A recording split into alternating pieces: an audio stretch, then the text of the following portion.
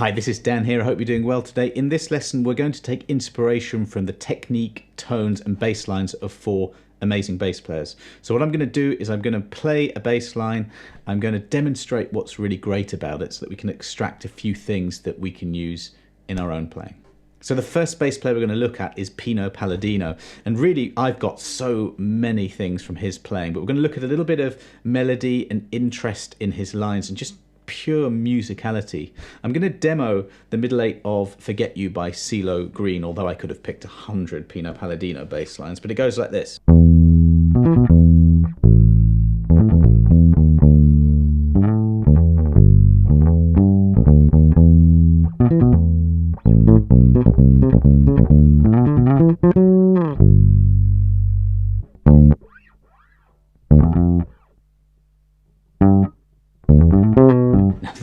That's really the bit. I practiced this for so long when I first heard this. I didn't know it was Pino actually, but when I heard it on the radio, that bit just grabbed my attention. And that's what, well, one of a few traits that Pino has is the ability to play incredible bass lines that just fit. And then every now and again, there's a moment that just sounds unique to him and you just know it's him. So just a couple of choice moments from that. There's a bit where he goes... So there's a little octave movement there, A. So open A to the 2nd fret of the G string. And then he's going chromatically from the B on the 2nd fret to the D on the 5th fret. This rhythmic skip there. So index finger, middle finger playing the G string, index on the A. And it's kind of like this. It's octave, low to high. And then there's a ghost note just before moving. And then, and I remember hearing that and thinking, whoa, what is that? And I do this, I transcribe players, and I suggest you do too, to just pick out the choice moments that you love, get inside it a little bit, work out what's going on, and then borrow those ideas wherever you can. Okay, so we've got a D, 5th fret of the A string. Going from frets 7 to 9, and then plucking fret 7 on the G string. And it's the same thing, 2 frets higher. Now I've heard this a few times in bass playing, and that's just targeting the 10th, which is the major third up the octave. Because that's the D chord. I don't think Pino's not thinking about any of these things when he's playing. He's very steeped in R&B and Motown and soul music, and he would have heard some of this stuff back then, I'm sure. So that was really great. And this lick, so it goes D to F, then G, and out of nowhere, that little nugget comes along. So that's a hammer-on between frets 5 and 7 on the A and D strings. So hammer-on, you got pluck, pluck, index, middle. And this is all about timing. He's got such control over timing, tone, technique, and touch is amazing. So index, middle, index. And on that 5th fret, the C on the G string, you're doing a little slide. And that entire lick just took me a long time just to get it under my fingers and just completely down. So you would slow it down, 3, 4. And then cycle it around. So the idea with Pino is just bang in the groove all the time. But I think why people love his playing so much is just the melodicism and the unexpected fills that come in all over the place, which is really just musicality. So you could do a lot worse than just transcribing every Pino Palladino bass line you can get your hands on. You'll learn so much from him. Flea is the next bass player, and I made a quick bass guitar change to a 1978 Music Man Stingray. I think he played a wall bass on a lot of Blood Sugar Sex Magik, which that's the album that really taught me a lot, especially simple note choices sound amazing if played with great groove and feel. This is Mellowship Slinky in B major.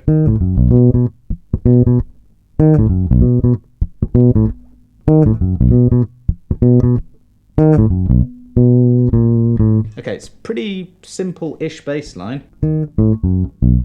Those notes just go around and round. The thing here is the feel. So we're going 1, 2, 3, 4. And the 16th notes are swung, so it's tick, tick, tick, tick, tick, tick, tick. And you can really hear that, especially in the drums, but also in the bass line.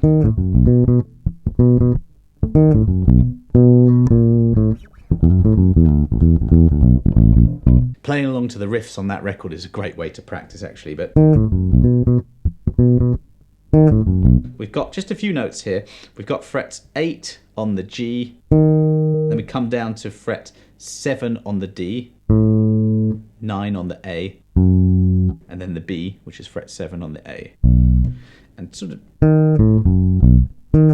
you can do any combination of bits of raking, or, you know, I'm going middle, and then rake down to the index. But there's a few ways of doing this. But the thing is to get the feel. Da, da, da, da, tick, tick, tick, tick, tick, tick. That goes to the B up here. It's just about sitting on that groove and just making it feel good, really feeling the subdivisions. So one, tick, tick, tick, tick. You've got to have that absolutely ingrained in your soul to be able to translate this into sounding good when you play it. And this translates to actually any style of music, any bass line you care to think of. You've got to have control over your technique and your groove, how you're feeling the subdivisions. Next, we've got the amazing session bass player Carole Kaye, and really what I got from her was playing with a plectrum on a bass that has flat wounds and some sort of mute. Here I've got a Nordy mute sitting at the back here. But these are James Jamerson flat wounds. This is a 1968 Fender Precision, although you can actually get this tone really on any bass as long as you put flat wounds on it, play with a pick, mute it, and darken the bass up as much as you can, so roll tone off and things like that. But here we've got Games People Play by Mel Torme.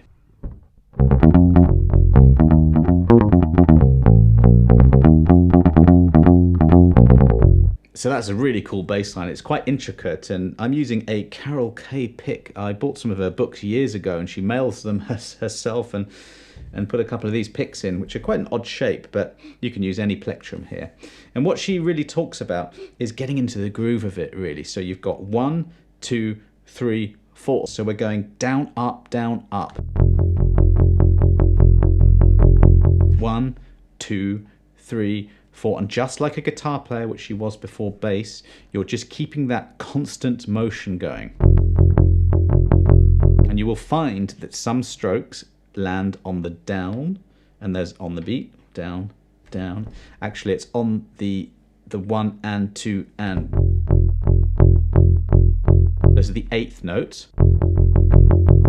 And the ones in between are the 16th notes, and you stick to that religiously. Let me angle this and show you.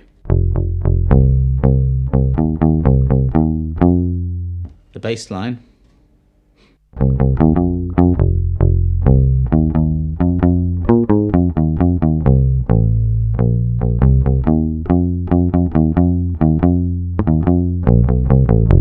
Do you see how that was just sticking to wherever the down or the up lands, you're sticking to that. That's really what I got from her. That coupled with the tone, which is, you know, something muting at the bridge with flat wound strings. You get that interesting clicky sound, very evocative of those 60s and 70s records, but you know, you can use it today as well.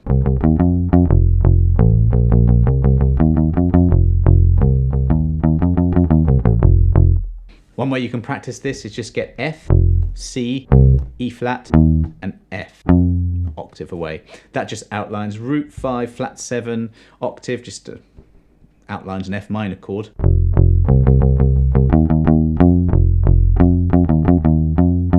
And just make up a bass line around that. Keep your foot tapping, get used to going down, up, down, up, down, up.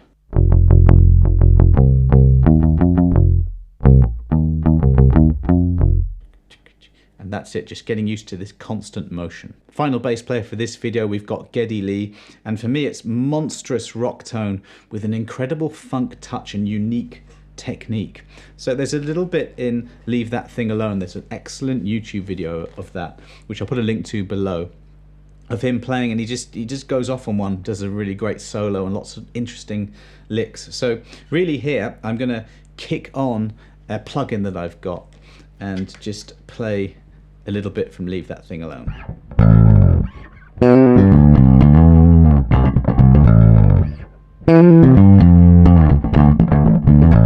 Now if you watch that live footage, you'll see that he's using his 1972 maple-necked jazz bass. I do have a jazz bass, but this is my most rock bass that I've got at the moment. It's an Ibanez 1982 Roadster. Is that what it's called? Yeah, Roadster bass.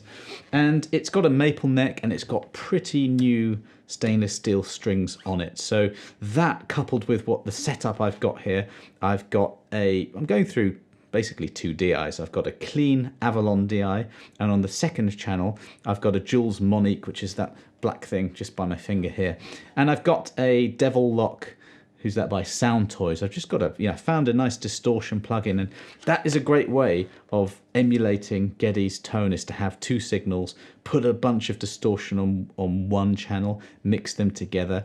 Now he's got his own signature pedal that you can use that gets pretty close to his tone, but the thing is to have these thunderous lows that are untouched by the effect, and just to put some of the distortion on top.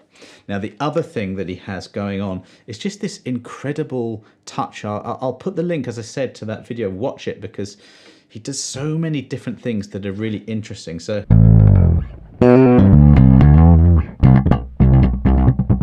there's this kind of thing where it seems to me that he's got his two fingers close together, and instead of doing what a guitarist would do, play with a plectrum, and you would be going a bit like Carol Kaye, you'd be going down, up, and you're just pushing down on the note when you want it, otherwise it's muting. You get this quite funky sound, but he's doing that like this. Maybe he's doing one finger, but he's kind of coming up with the fleshy part and then coming down with the index. There's a really great bass player called Brian Bella, and that's how he plays with a plectrum. Without a plectrum, he stimulates the sound by doing that as well. To me, it feels awkward for me to do that, but Geddy is just doing all kinds of different touches, plucking that note again.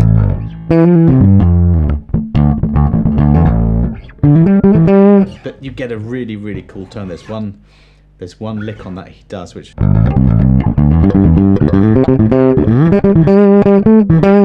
and it just sounds so good. That's just an A minor pentatonic scale, just sequencing it.